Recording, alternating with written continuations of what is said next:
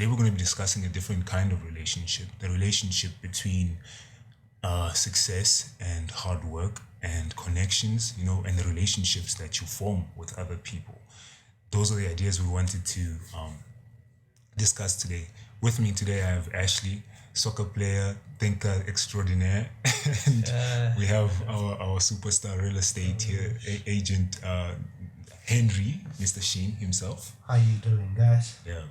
So those are my guests in conversation today. So on to you guys. What do you guys think about the connection between connections, in the way of relationships that you have and success? Look, man. I think I've been saying this to my team that I work with, and I've been saying, guys, as much as we work hard, success without works, or success without connections, rather, it's like faith without works. Hence, nowadays you find that there is a lot of what do they call them, network marketing, products, where you because in nowadays where we are, you need people that are known, or people that are in a position to give you a push, sort of like a to get where you wanna get. And so my what I actually think is success without works, it's just you working, it's not really, you might get there, but then after a long time. So the relationship between success and connections is very twilight. It's very linked, in the sense of you need connections. You need connections. Let's look at politicians. They need someone to sponsor their campaign for them to actually campaign. Yeah, so I mean that's my take. That's my take. You like I was saying, if you're a politician, you need someone who is connected in the political sector, to actually assist you with your campaign, to actually boost you with your campaign. That's why sometimes we hear, no, another country did something to influence the elections of another country, because success does need connections. I see. I'm not agreeing with you. I mean, disagreeing with you on the fact that connections might play a very big role in as far as helping someone succeed. But I don't think that's the key ingredient for success. The key ingredient, I feel like, is showing up every day to do what you do and do it well. Right? That's true. If you do that, at least just that, I feel like being successful is something that's just on your path. Success is preparation meets opportunity, whatever you want to call it. Many people who are in positions of what we would regard as success will tell you that they didn't get there because of their hard work. I agree with that, right? But nonetheless, they probably didn't get there because of the people they know either. Environment does play a key role in whether or not you do succeed. The people around you do play a key role in whether you succeed or not. Your attitude towards what you do plays a key role. But I don't think any of those things on their own will lead to a life of success in any way. I don't know if that makes sense for you. It does. It does make sense. Does make sense. Look, man, I understand where you're coming from. But then what my point when I say success and connections, you need some connections. Back then, you could work hard. You could show up every day. I mean, let's take for instance in real estate. I know about guys that have been showing up for the past 3 years, but because they don't have the right connections in the industry, they will wake up day in day out, list a property, do these sends, but then there is no connection, enough connection with the right people they end up 3 years you have not sold a property. You know, so showing up is good. It's the traditional way to success. But then things evolve, and in this dispensation where we are, we're in times where you kind of need someone to push you to, you know. To that, like the whole showing up thing, I'll give you the example. We were discussing Les Brown yesterday, and you were telling me about the story of how Les Brown came to prominence. Do you know the story? The Les Brown. So how Les Brown came to prominence was his whole idea was to become a speaker, and he wasn't going to stop at anything to become a speaker. So what he did was go to a radio station and ask for a job, and they told him, no, we don't have a job for you.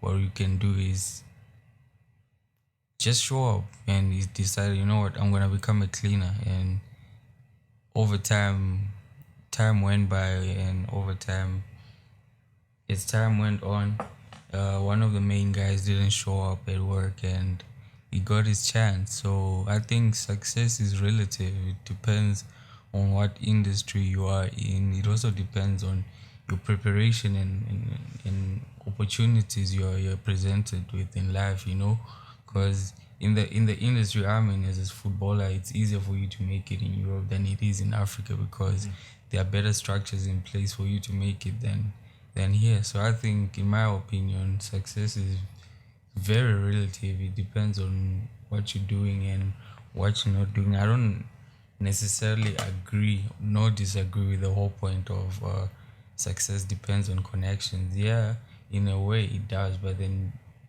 opportunities can be presented to you and you take them, and you don't necessarily need someone to always put in a good word for you. You don't necessarily need someone. And another thing we should know as people is that you can't make it all by yourself. You need people to make it in life. And that's another thing where I say I don't disagree with the whole idea of no connection, because you need people. And every person who's somewhere is because they were introduced to someone by someone into that area. But not being introduced to someone in a certain area, it does not necessarily mean that you're not going to make it, you know. So success is relative to what you do, who you are, what you believe in as well, you know, because some of us, opportunities will come and we're not prepared. So what will happen? Even if you do have the connection and the whatever, you're not prepared. So yeah, I believe success is relative to who you are, your mental state. I believe success is relative in a way, because our interpretation of success is very different, you know. Because I might interpret success as monetary, as monetary gain. To someone who's a spiritual, to them it's making it in that realm, you know. To someone who's in the political world, is becoming big in that realm, you know. Actually. So success to some people is influence. Success to some people is knowledge. Success to some people is power. To some people it's monetary gain. So you have to understand where you are in life to understand the whole idea of success. And also it depends on what industry you're working on. Like I said, there are certain places where you go to, if you have money, things will work out on their own. And so yeah, success, it's a crazy idea. Yeah. I actually wanted to say, I hear you, but then this guy that you guys mentioned, I mean, for him to actually keep on coming, there must have been a link to someone who said, okay, you can keep on coming. You know, there was someone who told him, we don't have a job for you, but you can keep on coming. And eventually, with him showing up, someone slagged and he got the opportunity. So that will show you that showing up, if you show up at the right place, you will meet the right person. And that right person would be the connection, would be the connection. And also, I wanted to say, it's what Ashley just said begs a question to say, what is really success? I was actually going to go into that next, actually. That's going to be my next question. How do you personally define the word success? I think in the afternoon I was with Ashley. I said I was thinking out loud, and I said I really need to succeed. And he asked me, what do you mean you need to succeed? Or what is it that you need to succeed in? And for me, it's an ultimate succession, if I should put it that way. It's a matter of I need to succeed in every aspect that I can. If in my spiritual life I need to be at a certain stage. So my question actually is, what does that look like?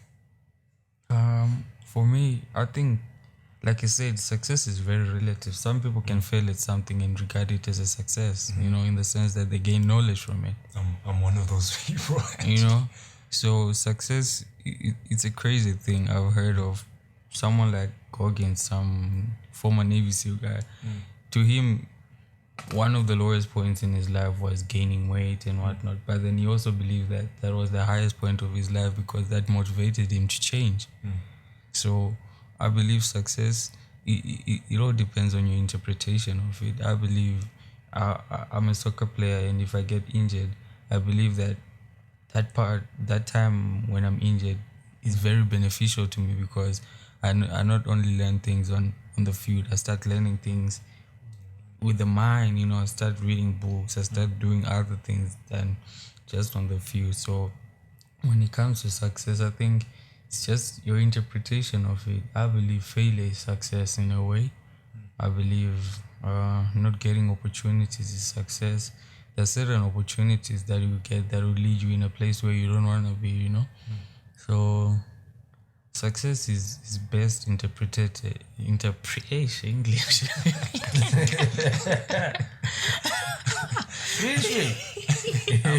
I'm African like that.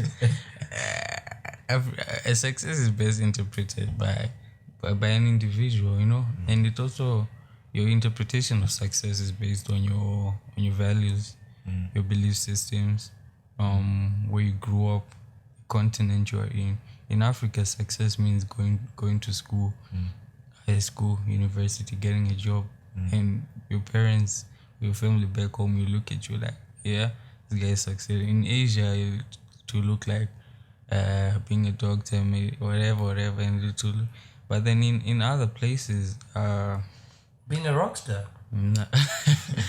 They did a study with I think VET and I forgot a United States varsity, and most VET students say they ask them, what is it you want to do, after you done studying, if you get the opportunity to. Most of them say they wanna get jobs, and the vets and the United States kids, the students say they actually wanna build companies. They wanna open their own firms, So I think success is relative to where you come from. In Africa, when you wear a nice suit, get in a nice car in the morning, people perceive you to be a successful person. But then in other parts of the world, that's not success, that's slavery, So yeah, success is best interpreted by an individual, because to me, success is not gaining something. Success can be losing something. Yeah, actually, I wanted to ask you, Falu. I was listening to one of your videos, and there's something that you mentioned that if you fail something, that's like something, it's also something that he said, it can be a sign of success because you get to learn, or you get to think about every way you could have, why it went wrong, or every way it could have gone right. Now, my question to you is, so do you every time you do something, are you always looking out to say, let's hope it goes well, or are you looking at to say, let's hope something goes wrong, then I get to learn from that? How? Okay. My background culturally, right? We're optimists. I'm Congolese. Congolese people sit down and we hope for the best. And if it doesn't go well, then we just fold our arms and no, that's not for us. Growing up with that sort of a culture and then being exposed to so much failure, like so much failure. And failure in this case, like you were saying, success is relative. It's for my own relative goals, right? Everything that ever went wrong, like I mean horribly wrong in my life, has made me who I am today, right? Because in those moments when I was in those dark spaces and dark pits, right, I had to reform a new self. I had to adapt, right? And those lessons gave me the tools and the skills that allow me to face today's challenges. And many times it doesn't feel like much, right? And then a new kind of challenge will come, and then I'll go at it and fail at that, learn new tools, right?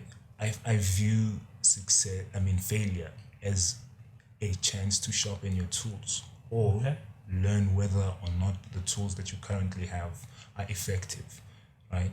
If I'm coming to let's look at the British when they came and had war with us here in Africa. If we were coming there with spears and blades and things like that. If I'm coming into a war with people who have guns and I have blades, the only way that I will know if I'm a general whether my blades are effective or not is if I send my people to war and a bunch of them get killed, right? Then I know, okay, shoot, we've been using the wrong weapons this whole time. We need to upgrade our weapons. That's how I view failure, right? Failure is an opportunity to measure whether or not your current tools are working, right? Or if they will work. That's how. So would you say that's failure or that's success in another level? In my eyes, it's success. But I like a concept that's been very popular recently. It's called failing forward, right? Failing forward. Okay. Because you need to understand that literally there's nothing that unless you're let me side note for a second, right? I learned this yesterday because of an ignorant mistake that I made yesterday. Ignorance is very costly, my friend. Ignorance, it literally costs money. Yesterday, it cost me money to be ignorant. I was ignorant and it costs me money, right? But today, I know that ignorance costs money. And tomorrow, anytime I engage myself in any sort of a thing, I know to engage it from a point of how can I know as much as I need to know in order not to be ignorant, right? True, you can never know everything, but you can at least know how much you don't know, or try to know how much you don't know. Right? So I don't know if I answered your question with that. Yeah, sort of. Which pieces are still unanswered? The part where you say okay, actually I need the explanation on the failure forward. So are you guys saying if we fail it's a chance for us to fix, or are you saying let us fail so that we know what is wrong or what we are lacking or where we are lacking so that we can fix? Because I mean, if all goes well, then there's nothing to fix. Exactly. So we progressing, but then now we do not know if it had gone wrong, then how we would encounter the objective. So with this failure forward, is it now a concept that is saying, guys, when we do things, let us embrace failure because it helps us to fix. Yes, I understand the part of embracing failure. It happens. It's life. But then now, are you guys saying this we do so that it gives us an opportunity to fix where it might be wrong or to lead to success? Yeah. You know, the beauty in artistry, right, is the opportunity that exists there for failure, right? The difference between an artisan and an artist is the fact that an artisan, if they fail, there's major consequences to that. Like, let's look at an artisan, someone who's building bridges, right? If they fail at building their bridge, right, on a large scale, because they do fail, obviously, they go in their offices and they try that mathematical model and it doesn't work. That's failing. But they failed so much in a controlled environment that they can now be confident in the final solution. It's the same with art. When you're an artisan, there's no room for you to fail when you are expressing your talents or your skills. But in art, that room for failure exists, right? And because that room for failure exists, people who truly make real art that really moves people don't seek for perfection. What they seek for is expression. The two things are different, right? When you remove the boundaries of doing, or the concept or idea of what doing it right looks like in your mind, then you have endless possibilities for what doing it right could be. So basically what you're saying is when you do things as an artist, you guys are not looking for, let me get it right. You're looking out for the reaction of the audience. Not necessarily. Or how it will be received. So the main problem that any artist will ever tell you is the fact that we are always looking for how to get it right, looking for how to make it perfect. Art is always in the pursuit of perfection. And that's the downfall of many artists, because they're looking for a concept of perfect that's only in their mind, right? Okay. And because we have concepts of success that are only in our minds, when we actually do succeed, we don't know how to notice it. But that's why I'm saying fail. Fail then. If you allow a child to be able to run around and fall, right, and not be afraid of cutting their knees, most of the time those are the children that are safe, right? Because they know how to fall, right? And from all the falling, they stand up and then they someday learn to walk. But if you always protect your child and always hold their hand and always pick them up, the day that they will fall, they will really fall. Right? Hard. And they might get really hurt. That's how I view the pursuit of success. Right? If you leave room for failure, then you have more room to be creative in what success could be. I feel you. I think on that note of leaving room for failure and whatnot, I think it's just a mindset thing, man. I think it's all about your mindset and what you perceive success and failure to be, as well as as well as I think, what was I saying, man? It's what you perceive. What you perceive. Yeah, if I've decided that irrespective of whatever may come my way, irrespective of what bridge I have to cross, I'm gonna keep going. That ditch won't look like a failure.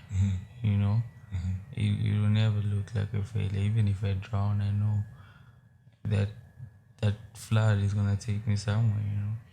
So in a way, success is it's crazy, man, because there's certain people you look at and you observe the things they've been through in life. You be like, hey, this guy has been through a lot, but to him, like, if not for this, I would not be in this place. If not for that, I would not be in this place. So success, I think, is one thing you just side mentally, and you tell yourself, I won't let, you know, Anything get in my way. I honestly, personally, I don't believe in failure. There's no such thing as failure. It's more like a stepping stone, you know. Because I always tell myself, no matter what, you get hurt, you get injured, you get whatever it is. It's one way or the other. That thing is shaping you into becoming who you are, and you I believe life is something where you are unbecoming into becoming yourself, you know. Okay. That's an interesting concept. I'm gonna steal it. Unbecoming to become. Unbecoming to become. Wow. You know, so it's a way of letting go of all the dead weights or belief systems. Whoa. You know. Damn. So you are Dropping them lines. you already are. You just need to find yourself. So I don't believe in failure. No, I just believe in if I stumble, I'm gonna get up and keep going. I'm gonna come at you strong.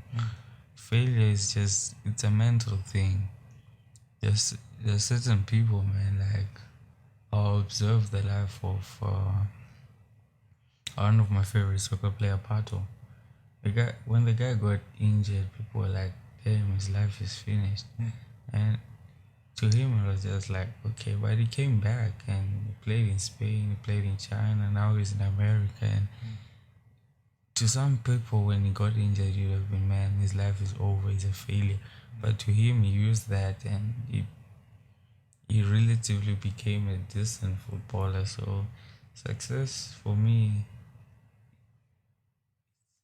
failure doesn't exist. Success is the only thing that exists, you know. And I believe I'm a Christian, and I believe you're made in the image of God, and in the kingdom I belong to, there's no failure. Interesting, man. And as I wrap up, I want to maybe hang on to that thought that that was a bomb. It was a whole bomb. It was. Unbecoming to To become. That is mad, man. Because Massive. You know- massive man. you know why that excites me so much is because of the concept that most of what the belief systems that we act on in our adulthood we got from the first 7 years of our lives. And those 7 years of our lives were influenced by people who were influenced by other people who also influenced them in the first 7 years of our lives. So on their lives. So most of the habits that we learned from people who are also not necessarily great examples because they probably didn't have great examples. They didn't even know what was happening. Exactly. That's the worst part. If you